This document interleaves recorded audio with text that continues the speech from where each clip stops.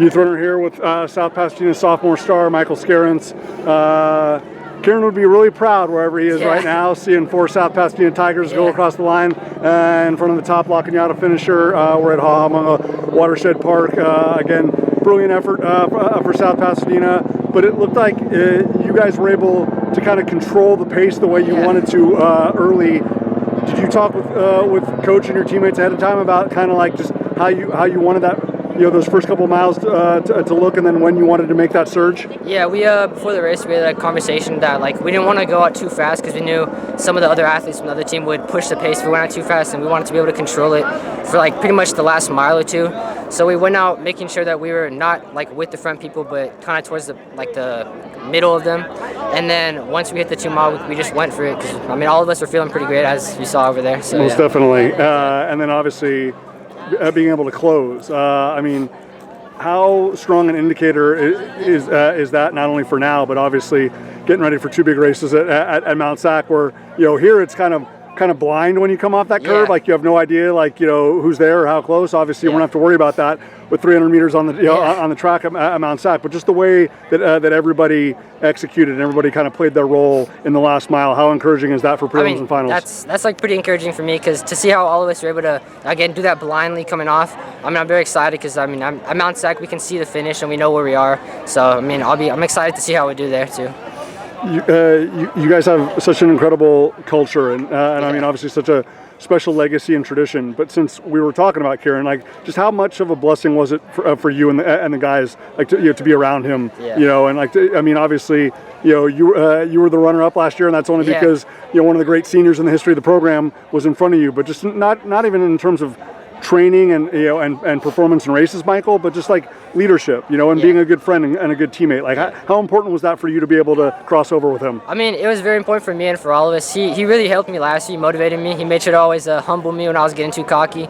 So I give a lot of my credit to my success to him, and so and I'm pretty sure most of the team does too. Most definitely.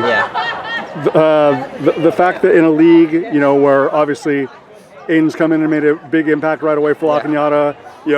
Menlove's was a top 5-6 guy for Monrovia, whether it's been in Rio Hondo Pacific crossover, the cluster meet last year or whatnot. So just even when you graduate the league champion and you can still put 4 in front of everybody else's 1, was that something that you and the group kind of took as motivation, that it's hey, just because we're graduating the league champion doesn't mean we can't even be a better, tighter, more cohesive group this year? Was that something that motivated you guys? Yeah, we definitely talked about it before. We made sure we weren't taking this for granted. We made sure to remind the seniors that this is their last league meet, and that we got some tough guys from La Cañada, San Marino, Monrovia.